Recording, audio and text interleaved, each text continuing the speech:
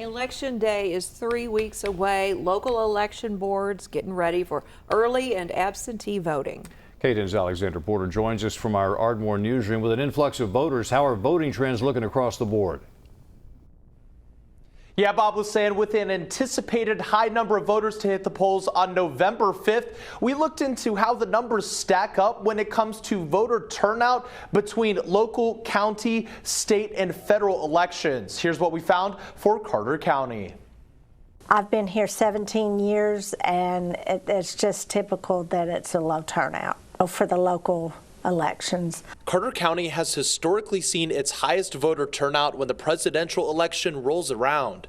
In 2020, 19,535 votes were cast out of an approximate 30,000 registered voters. But when it was time for taxpayers to get out and decide the winner in the November 2022 race for governor, the numbers dipped to a total of 13,372 voters. That's around a 20% decline. Yeah, it's less than half, of registered voters in Carter County that will get out and vote for president or for the governor. I couldn't tell you why. I just know that it is.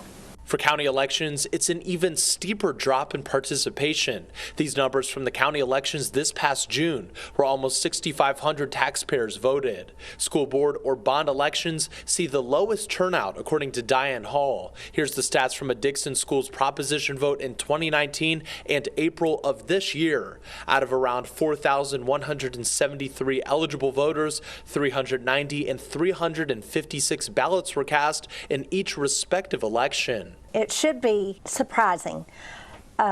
School bonds, that affects your taxes, that affects your children, but it's typical that not very many show up. A potential solution, education. I'm thinking maybe starting at school.